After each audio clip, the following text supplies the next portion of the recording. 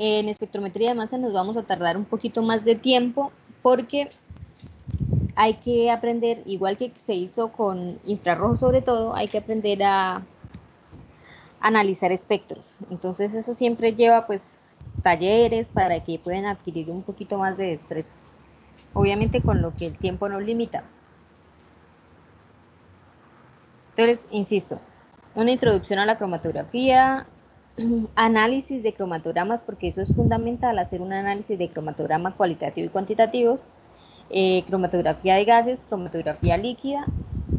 Vamos a ver que hay muchas más cromatografías, pero la HPLC y GC, que es la cromatografía de gases, son como las más frecuentes, las más usadas en la actualidad, digamos, por la capacidad que tiene este tipo de métodos de separación.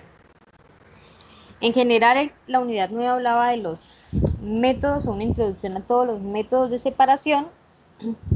Les recuerdo que iniciando el segundo corte, nosotros, el segundo o el primero, o bueno, finalizando el primer corte creo que fue, nosotros vimos todas las técnicas de separación, ¿sí? Es decir, y en ese momento les dije que la cromatografía iba a ser una de las partes de las técnicas de separación, pero que no la íbamos a ver, sino que iba a ser unos capítulos especiales para la cromatografía. Dentro de las técnicas de separación clásicas, nosotros, ¿cuáles encontrábamos? ¿Se acuerdan de alguna? ¿Hay alguien? ¿Recuerdan cuáles eran las técnicas que nosotros estudiamos? Ya creo que les he hecho esta pregunta como 2 veces. ¿Se acuerdan por allá de la palabra Soslet? Ah, sí, profe, sí. La cromatografía, no las técnicas cromatográficas, sino las técnicas clásicas de separación, ¿a quiénes incluían? La sólido líquido, la líquido líquido, Sólido, líquido, líquido, líquido, ¿bien? Por arrastre de vapor, Sí, microextracción en fase sólida, sí, asistida con microondas, sí, esto es un tipo por arrastre de vapor, pero asistida por microondas, ajá. Las técnicas de destilación, todos son técnicas físicas, ¿sí? Más o menos hasta mediados del siglo XX, las separaciones analíticas se llevaban a cabo, por lo general, por métodos físicos de separación, pero clásicos, en los que se incluían pues, la precipitación, la destilación, la extracción, el arrastre por vapor, etcétera. Estas serían las maneras clásicas de haber hecho separación. Pero actualmente, digamos que el auge de las separaciones se basan en la cromatografía, especialmente en la cromatografía de gases, que son técnicas más sofisticadas, y en la cromatografía líquida, en una específica que es cromatografía líquida de alta resolución. Entonces, lo ideal de ahora es que ojalá puedan aprovechar, digamos, lo que yo les pueda enseñar de esta técnica, porque pues no se va a trabajar por, pues experimentalmente, por 2 asuntos, y es que tocaría buscar, si es que no me acuerdo cuál es la técnica que está en el laboratorio de control de calidad en estos momentos, la otra está en Villa.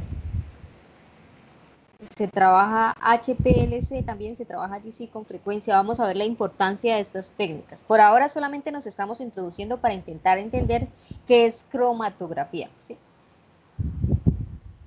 Aquí en la portada principal, ustedes qué observan, como ¿qué se les viene a la cabeza con el dibujo que les presenté acá? Con los muchos dibujos que les presenté, pero especialmente con lo que está en la gráfica en azul.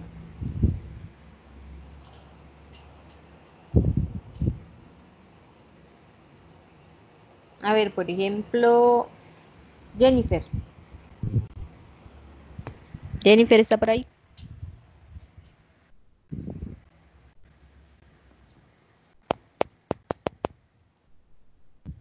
Jennifer.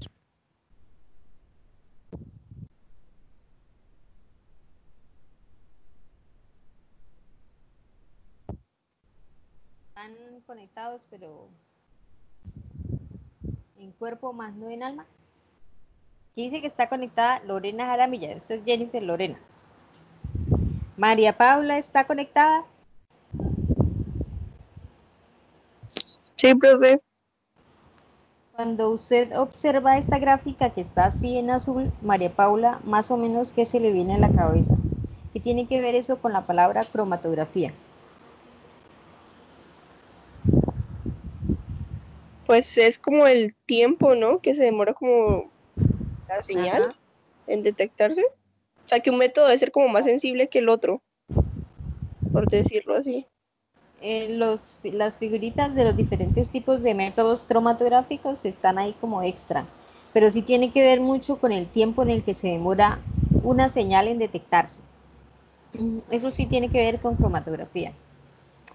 La palabra cromo significa color, ¿sí? Tal vez las dos primeras que se señalan acá, los dos primeros métodos que se señalan acá, este y este tienen algo de color y que nos puede indicar más o menos lo que significaría la palabra cromo. Pero lo que se señala en la parte de acá, que les estoy señalando, un equipo cromatográfico más sofisticado, no tiene mucho que ver con una técnica de color. Entonces vamos a ver qué fue lo que pasó.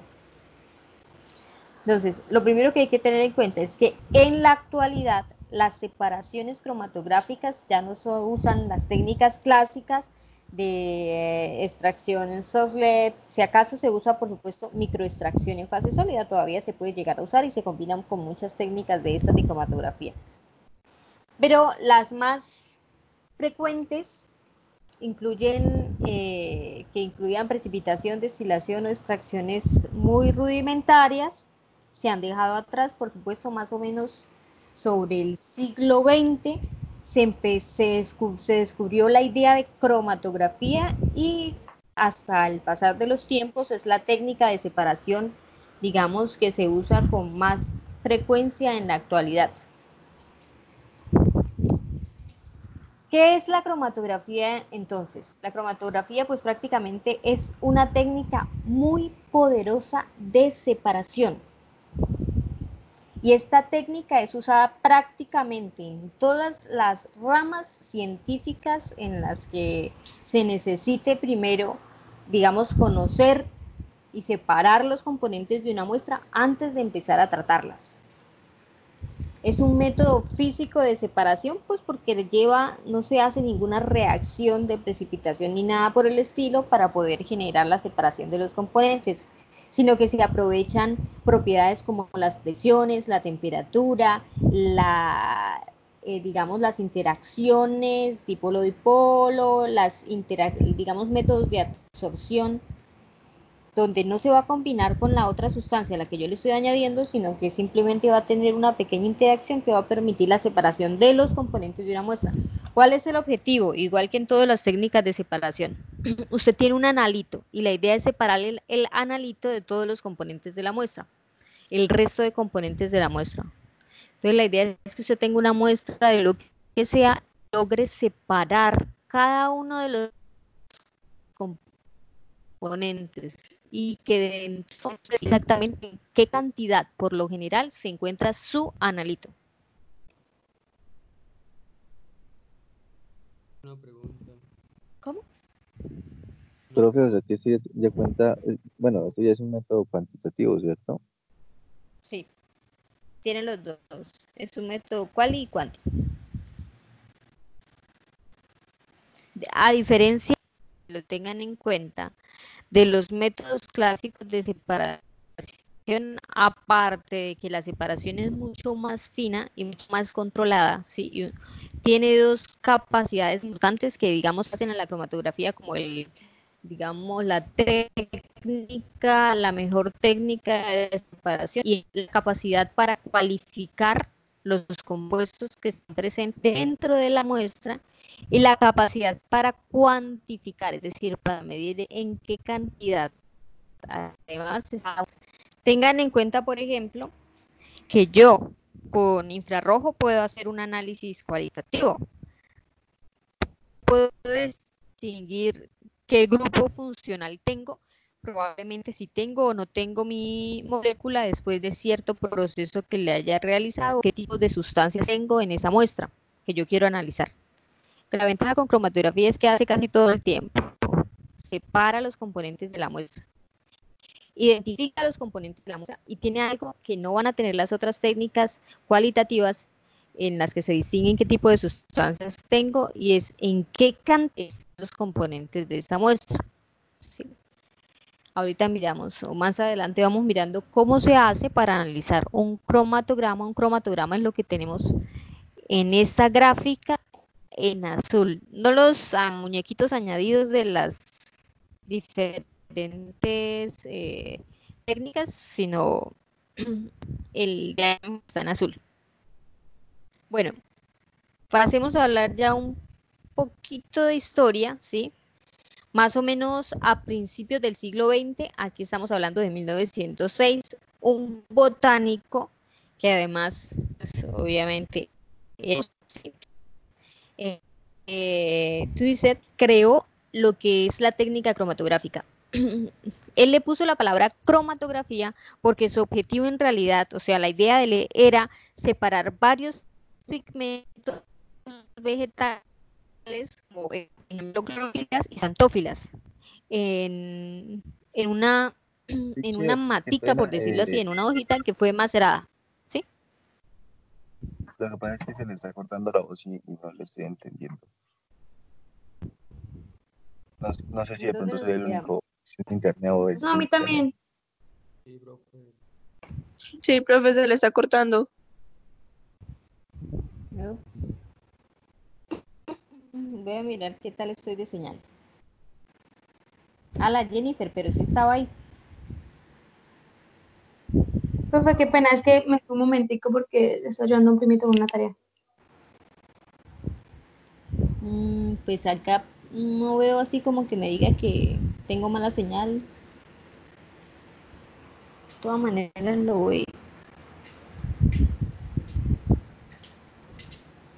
Voy a volver a intentar decir, pues simplemente en la historia es lo que les estaba comentando.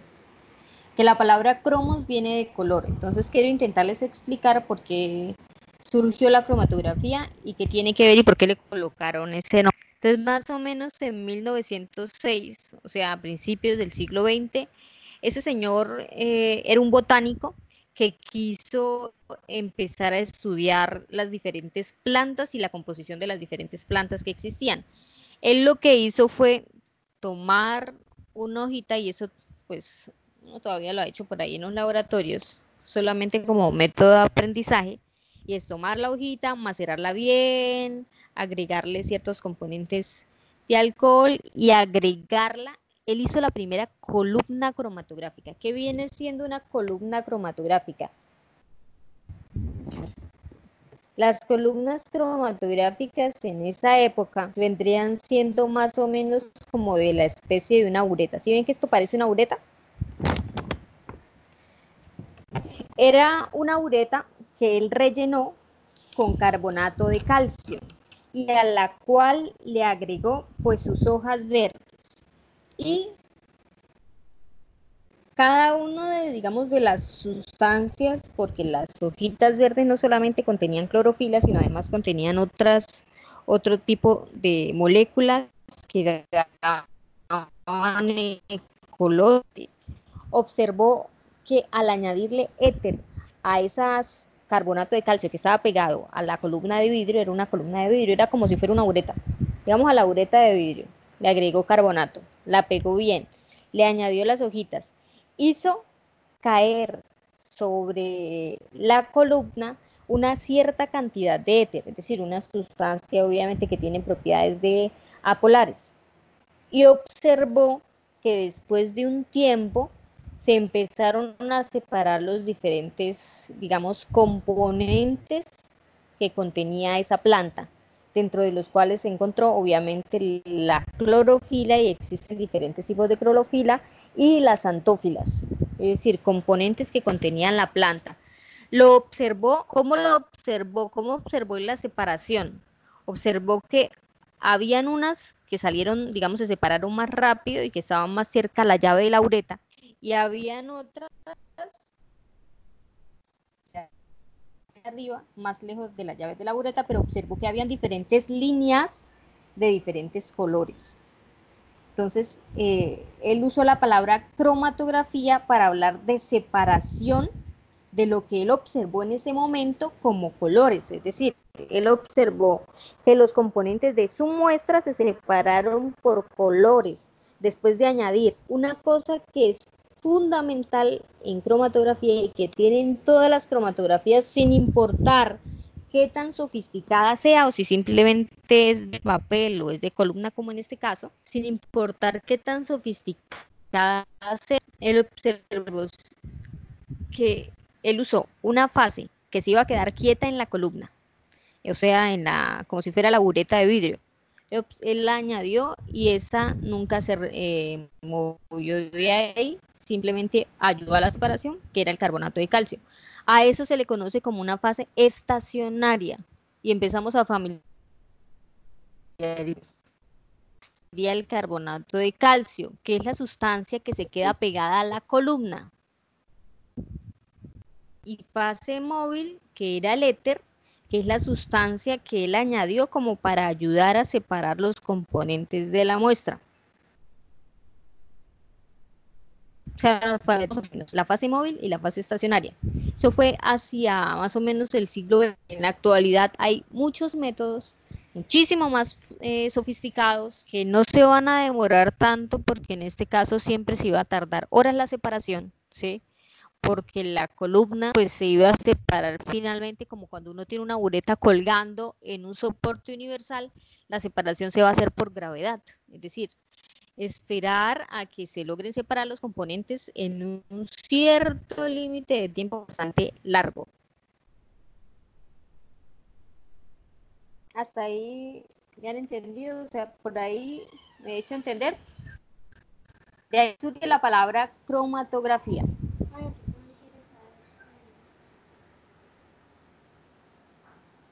¿Listo? ¿O se escuchó entrecortado? Se escuchó bien. Bueno, entonces, listo. Ahí, bueno, eso es simplemente la historia. Después empezaron, por ejemplo, al ver que de pronto, ahí como para echarles otro cuento, ¿sí? Al ver que de pronto eso tardaba tanto tiempo en separarse, pero que era una técnica muy buena porque no habían logrado la separación de esa manera en caso de las xantófilas, de cada una de las clorofilas, pues lo que ellos hicieron fue como empezar a usar diferentes maneras de separar las sustancias, con una fase móvil siempre y con una fase estacionaria. Usaron papel, usaron sílica y para aumentar la velocidad muchas veces usaban hasta una bomba de vacío para hacer que se separara con mayor facilidad. Pero pues ahí con el tiempo empezaron a darse cuenta de qué servía y qué no servía, y al final pues en la actualidad podemos obtener separaciones en cuestión de segundos, en minutos, muy buenas, con muy alta resolución. Solamente que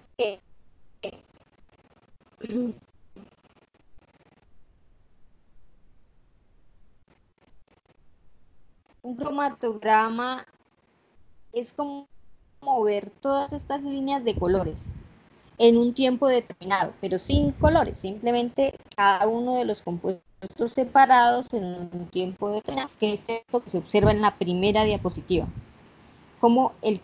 ¿Qué significa el tiempo 1 con un pico máximo? Es una señal, como dijo Jennifer, en un determinado número de tiempo. Eso significa que debe haber otro compuesto. Y en la siguiente banda, ¿sí?, que se muestra, debe haber otro compuesto, que van a salir todos en diferentes tiempos.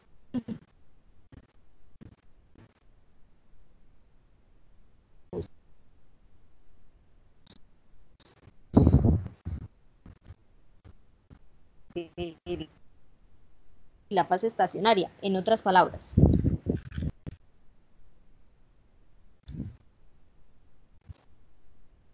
¿Qué viene siendo todas las cromatografías, sin importar si es de papel, sin importar si tener más o menos el mismo principio. La fase estacionaria, ¿sí?, es la que va a estar pegada, es decir, va a estar en un pedazo de sílica gel. En donde esté, siempre va a estar pegada.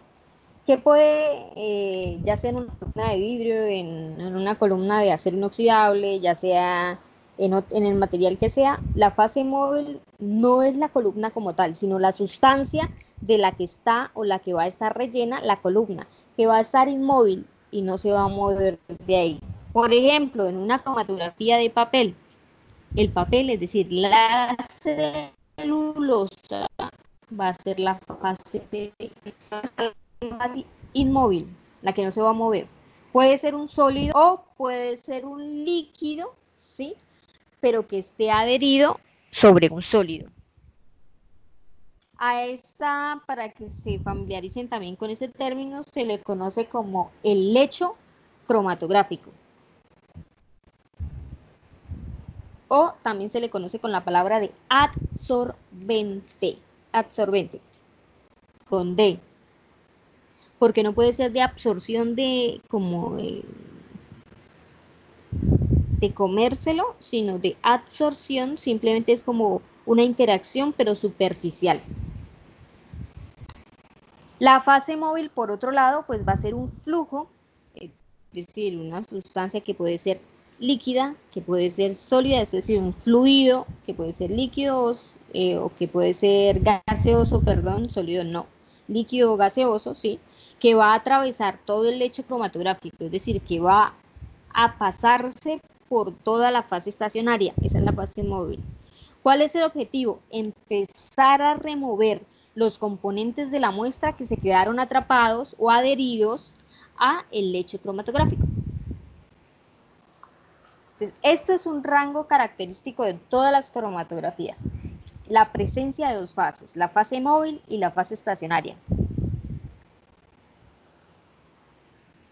¿De qué va a depender, digamos, el tiempo en el que se separen los componentes de la muestra? Va a depender de qué tanta afinidad siente cada uno de los componentes de la muestra con la fase estacionaria. Si es muy afín, es decir, si siente mucha afinidad, mucha interacción química entre el componente de la muestra A, supongamos, bueno, supongamos una muestra cualquiera, café. Entonces yo tengo café y en el café tengo diferentes componentes como lo son la cafeína. ¿Qué otro componente conocen del café?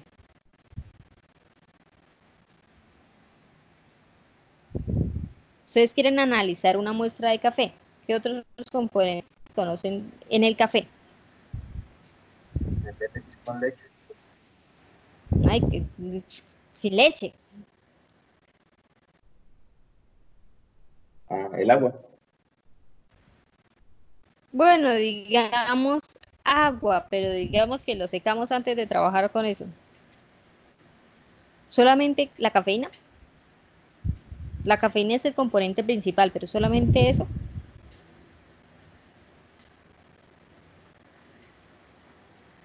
También, por ejemplo, tiene... Ajá. Creo que tiene, no estoy seguro, pero creo que tiene triptófano. Pues tienen algunos componentes que parecen aminoácidos, igual que la cafeína, por ejemplo, la adenosina, que no es un aminoácido, es un nucleótido. Tiene santina, teofilina. Entonces supongamos que tiene 4 componentes: adenosina, santina, cafeína y teofilina. 4 componentes, ¿sí?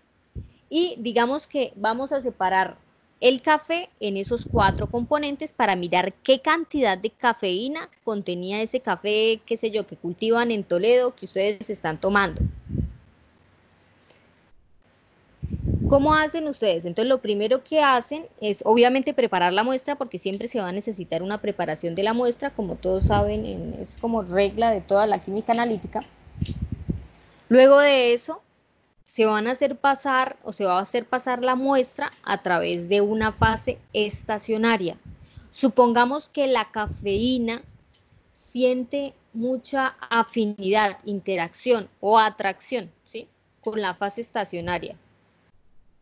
El siguiente, porque se parece mucho, digamos que sea la teofilina. El siguiente sea la adenosina. Y el último que siente la afinidad es la xantina. Así son los 4 componentes. Entonces, como el que más siente afinidad es la cafeína, es el último que va a salir. ¿Quién va a ayudar a sacarlo? La fase móvil. Ustedes agregan la fase móvil es para ayudar a arrastrar. La fase móvil también debe sentir alguna pequeña interacción, ¿sí?, con los componentes de la muestra, pero por obligación tiene que ser totalmente invisible en la fase estacionaria, si no, no serviría de nada para separar. Entonces, sacó primero la xantina y aparece un piquito, un pico, en un tiempo determinado, digamos de 5 minutos. En 5 minutos salió la xantina. A los 10 minutos salió la adenosina. A los 12 minutos salió la teofilina y a los 13 minutos salió la cafeína, porque era la que más se sentía atraída o tenía mayor afinidad por la fase estacionaria. Por eso sale de última. Pero de alguna manera, digamos que la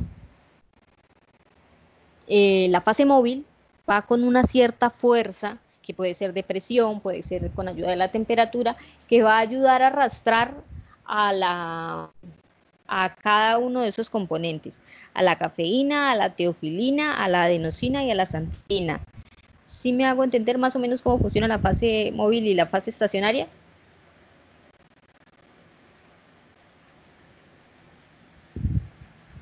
Es decir, que los que tengan mayor afinidad con la fase estacionaria, o sea, los componentes de la muestra, ¿no?, van a ser los últimos que salgan. Y lo mismo va a pasar con con todos los componentes que sean más afines a la fase móvil. Pues si son más afines a la fase que se está moviendo, pues van a ser los primeros que van a salir y se van a anotar en un cromatograma.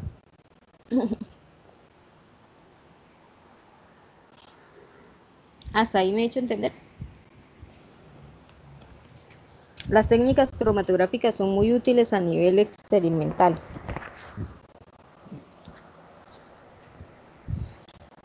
Entonces, toda la cromatografía en general va a agrupar una cantidad de métodos que nos van a permitir de alguna manera identificar los componentes de una muestra.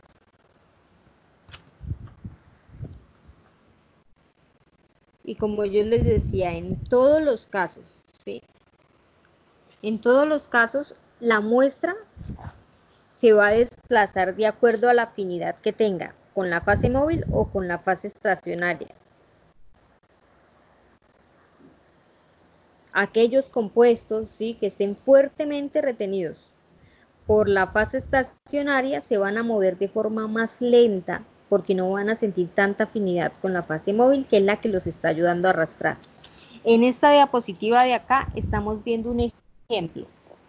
Claro, aquí donde dice la palabra columna, aquí les estoy señalando. Esto es un ejemplo en cromatografía de gases, aunque no se ve así de simple, pero más o menos. En moradito, ¿qué es lo que se está añadiendo? La muestra. ¿Quién ayuda a separar la muestra? Se va a separar en donde dice columna. ¿Qué contiene la columna? Una fase estacionaria, o sea, una sustancia. Y se observa que ella se va separando, primero una roja, luego una amarilla y luego finalmente una azul. Una roja, amarilla y azul. ¿De qué depende la rapidez con la que lleguen a esto que se llama detector? Que todos conocemos más o menos cómo son los instrumentos de manera general de una técnica analítica. Por lo general llevan un detector que es el que va a generar finalmente una señal. Aquí se observa una técnica de cromatografía de gases, más o menos cómo funciona. Aquí un equipo, un cromatógrafo de HPLC, líquido de alta resolución. Aquí voy de derecha a izquierda.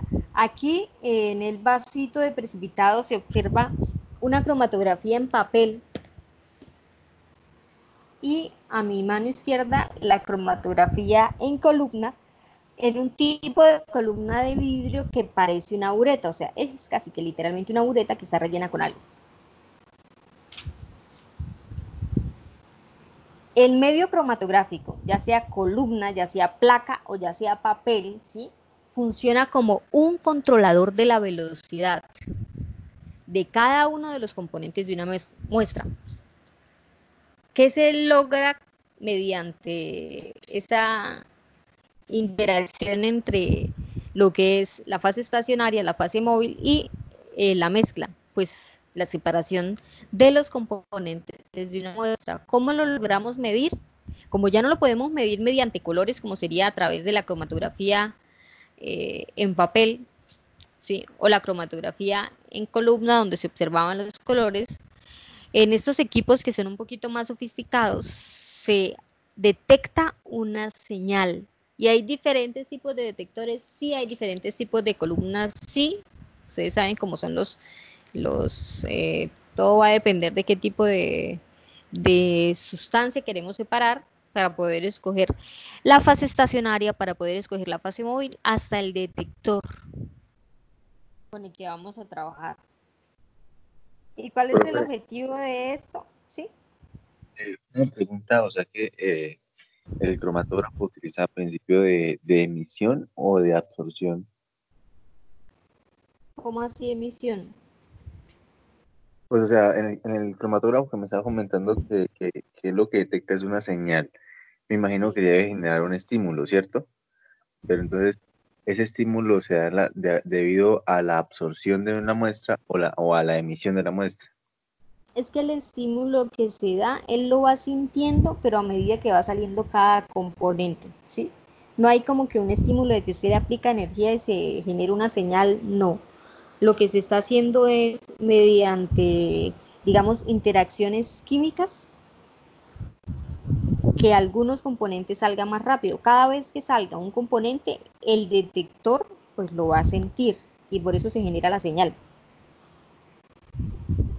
Pero no es como que usted le aplique una luz y que va a sentir como lo hacíamos con las técnicas de espectrofotometría, porque por eso eran de espectrofotometría, ¿sí? En este caso las técnicas cromatográficas lo que nos van a permitir es detectar, pero la separación de cada uno de los componentes de la muestra. O sea, ¿qué va a detectar? Valga la redundancia, el detector. Pues en el momento en el que el analito salga, o en el momento en el que el componente A, el componente B, el componente C salgan, él lo va a detectar y va a generar una señal, que es obviamente a través de algún estímulo o alguna corriente eléctrica que se genera la señal. ¿Sí?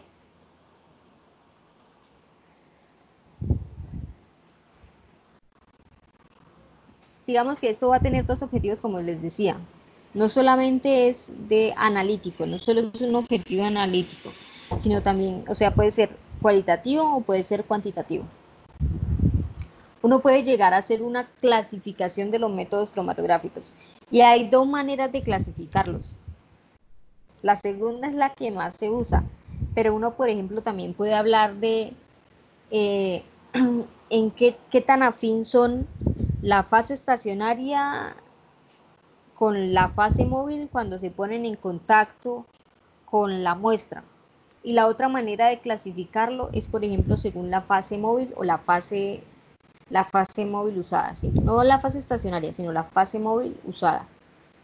Entonces, por ejemplo, cuando uno habla de la primera, de la afinidad, puede hablar de cromatografía en columna, de cromatografía plana, cromatografía en columna o cromatografía plana. Aquí también hay otros ejemplos de clasificación, según sea el objetivo, si es un objetivo analítico o si es un objetivo preparativo de la muestra. Preparativo se refiere a simplemente que nos interese la separación de los componentes de la muestra.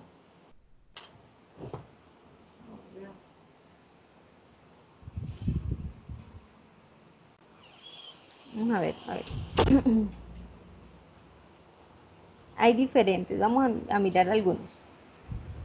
Entonces yo puedo tener, según esa afinidad que tenga entre la fase móvil y la fase estacionaria, puedo tener la cromatografía plana o la cromatografía en columna. La cromatografía plana como su nombre lo indica, bueno, puede ser un papel o puede ser una cromatografía o en vidrio, pero con sílica gel, ¿sí?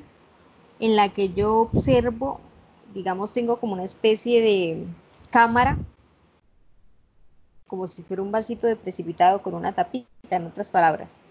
Y tengo un pedacito de papel filtro, supongamos, que es celulosa, que tiene una cierta cantidad de poros.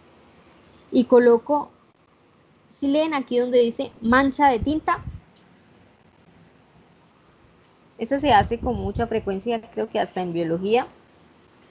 Se pone una gota de una tinta cualquiera, se agrega, por ejemplo, en este caso, agua, y se observa cómo se separan los diferentes componentes de la tinta dentro de la cromatografía, dentro del papel.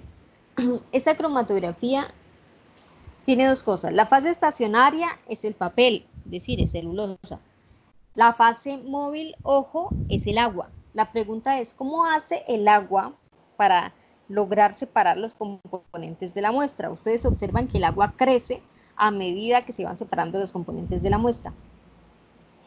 Esto se hace a través de capilaridad, ¿sí? Cuando no se hace por gravedad, como es el caso de la cromatografía en columna típica de vidrio que se parece a una ureta, se hace por capilaridad. Como hay ciertos poros y el agua alcanza a tocar una puntica del papel, ¿sí? El agua va creciendo por capilaridad, se va a demorar mucho, pero crece por capilaridad, sube por capilaridad a través del papel. Y cuando sube a través del papel, pues se va a encontrar con la tinta. Y si hay alguien que es afín, ¿sí?, va a ayudar de alguna manera a correr cada uno de esos colores dentro de la tinta sobre todo el lecho cromatográfico, que sería en este caso el papel. La otra manera de mirarlo es la cromatografía en columna. La cromatografía en columna por lo general es un tubo estrecho que contiene la fase estacionaria, a través de la cual lo que se va a hacer es hacer pasar pues la fase móvil. Aquí vemos diferentes tipos de columnas de HPLC, de cromatografía de gases y por supuesto la típica, voy a echarme hacia atrás un poquito, que es esta columna que fue de las primeras que se usaron, que fueron las columnas que se parecían a una bureta. Entonces aquí tenemos como un resumen en general de las cromatografías planas y las cromatografías en columnas. La cromatografía plana puede incluir la cromatografía en papel y la cromatografía en capa fina. ¿Listo? Se trabajan las dos, papel o capa fina. Cuando hablamos de capa fina, por lo general es algo, como poner usted un portaobjetos y añadirle, por ejemplo, una masita muy delgada de sílica gel que también va a contener cierta cantidad de poros. Cuando uno habla de la cromatografía en columna, se refiere a cromatografía de gases, a cromatografía de líquidos o a una cromatografía de fluidos supercríticos, que ya es una cromatografía especial y obviamente requiere el mismo principio con la que se trabajaba pues en la idea de fluidos supercríticos. Todos tienen el mismo principio, ¿sí?, de la afinidad de los componentes de la muestra con la fase móvil o la fase estacionaria. Uno también puede hablar de una cromatografía de absorción, de una cromatografía de reparto, de intercambio iónico, de exclusión, que es por tamaño, y de afinidad. Eso depende de la interacción que hay entre el soluto y la fase estacionaria. Una cromatografía de absorción, por ejemplo, usa como fase estacionaria un sólido y el mecanismo de la adsorción, es decir, de la interacción entre los componentes de la muestra. Y la fase estacionaria van a ser las fuerzas de Van der Waals. En una cromatografía de reparto, por ejemplo, se usa como fase estacionaria un líquido Y el mecanismo es la solubilidad. En una de intercambio iónico se usa y la fase, digamos, el mecanismo son las fuerzas electrostáticas. En una de exclusión por tamaño, la fase estacionaria es un gel y se usa un tamaño, digamos, el tamaño de los poros del gel para que ahí se queden adheridos cada uno de los componentes. Y aquí los voy colocando los ejemplos, cada uno de los componentes de las muestras. Y la de intercambio, la de afinidad. La de afinidad se usa una fase estacionaria también un sólido y es una interacción más bioquímica. Aquí tenemos un ejemplo de lo que es absorción y absorción con Homero. Tenemos un ejemplo de lo que es una cromatografía de reparto que estamos observando. Hay una cromatografía en papel, también puede ser capa fina, pero digamos que sea papel. Una cromatografía de intercambio iónico se usa muchísimo en toda la parte de bioquímica, en toda la parte de los métodos de separación en bioquímica. Si ya vieron bioquímica, sobre todo los de microbiología, deben tener más o menos una idea de qué les estoy hablando.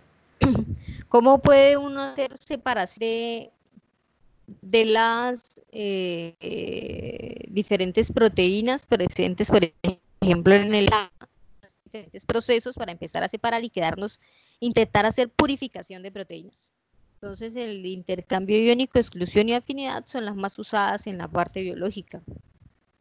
En el caso de la exclusión, que es por tamaño, pues obviamente se va a hacer por gravedad. Se observa que la separación se hace, las moléculas que más se van a ver retenidas dentro del gel van a ser aquellas que, digamos, su tamaño, el tamaño de esa partícula, case perfectamente. Obviamente es una interacción muy superficial entre los poros del gel y entre los poros del gel, ¿sí? Sí, como por ejemplo, o como se observa aquí en el dibujito, las amarillas que tienen un tamaño muy grande son las primeras que van a salir y las que si se usara un detector son las primeras que van a generar la señal. ¿Quién los ayuda a remover? En todos los casos, la remoción se ayuda a través, o la elusión se hace a través de una fase móvil. Y la cromatografía de afinidad, que es esta que estamos observando aquí, se da con la idea de llave cerradura que se usa mucho en bioquímica de las enzimas, ¿sí? Que se usa un cofactor y que se usa una holoenzima y un cofactor intentando, es muchísimo más exacta, es decir, no va a separar a cualquiera, sino va a separar exactamente lo que uno quiere. El objetivo que tiene para separar del resto de los componentes de la muestra, si así se entendiera. Son como las más frecuentes.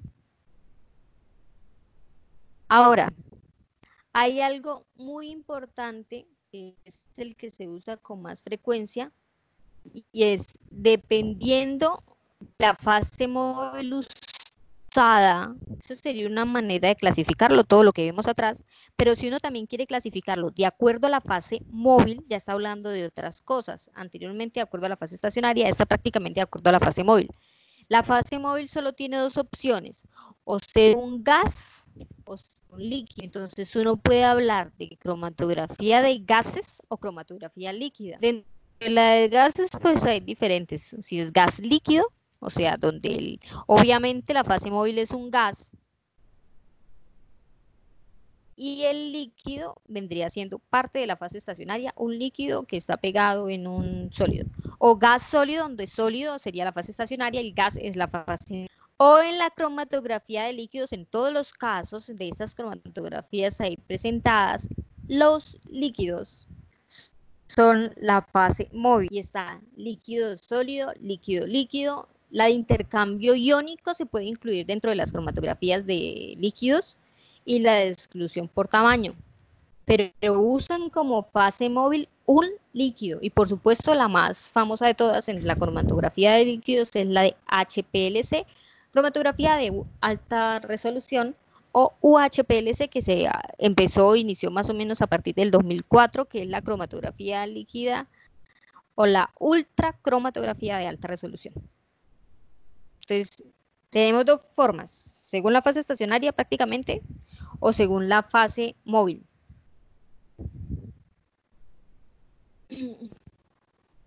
Aquí como ya para dejarlos y para finalizar un poco, hay unas preguntas básicas que quiero que la resuelvan en las horas que quedan. No lo voy a dejar como si fuera un taller para entregar porque eso lo quiero explicar la siguiente clase, pero sí lo van a hacer en esta hora y media, es decir, la siguiente clase vamos a socializar y vamos a introducirnos un poquito más a lo que son los cromatogramas. Antes de empezar a hablar específicamente de cromatografía de gases o cromatografía de líquidos, que es lo que nos muestra digamos, el contenido programático. Quiero que averigüen aquí cuáles son los principales parámetros cromatográficos. ¿Qué es un cromatograma? ¿Qué información cualitativa y cuantitativa nos va a ofrecer un cromatograma? ¿Qué es la resolución cromatográfica? ¿Qué es? Bueno, eso ya más o menos ustedes lo vieron porque hablamos de eso, pero de todas maneras ya escrito en su cuaderno preferiblemente. ¿Qué es la cromatografía en papel? ¿Qué es la cromatografía en capa fina? ¿Y qué es la cromatografía en columna? Ya más o menos lo vimos. Columna, capa fina, papel. Pero entonces es buscar más como qué tipo de fase estacionaria usan, qué tipo de fase móvil usan, en papel, en capa fina, en columna. La resolución cromatográfica, eso es solamente un detallito que nos va a mirar cómo se mejora la columna. La información cualitativa y cuantitativa de un cromatograma, de lo que vamos a hablar la siguiente clase. ¿Qué es un cromatograma? Eso incluye, ya más o menos les di una idea, pero no es suficiente. Y esta sí es bien larga. ¿Cuáles son los principales? Quiero los principales parámetros cromatográficos. Me van a escuchar algunas de estas. Algo así como altura de plato, anchura, tiempos de retención, tiempo muerto. Todos esos son conceptos claves que van a traer claros para la siguiente clase, para empezar a hablar bien de lo que es un cromatograma antes de introducirnos, por supuesto, a la cromatografía líquida y a la cromatografía de gases. Profe, eso está en las Cook, ¿cierto? Es que la SCUC no habla mucho de cromatografía, pero si lo encuentran bien. ¿Hay algún libro el que nos podamos guiar así para no estar Google por Google? Que hable de esto, de pronto en las SCUC se habla algo de cromatografía, sí, no me acuerdo en qué capítulo, pero sí se tiene que buscar a veces en las mismas analíticas. ¿Ustedes no tenían un libro de analítica?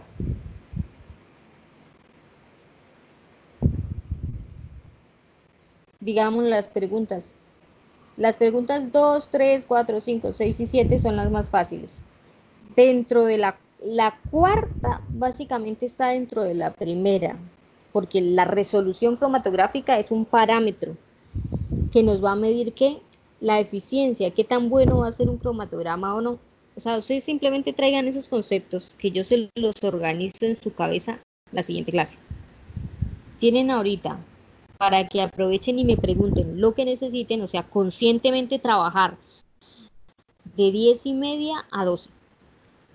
Si pudieran trabajar de una vez por lo menos la primera pregunta, sería excelente porque lo otro lo pueden encontrar más fácil, para que luego no lleguen a mi clase a decir que están perdidos.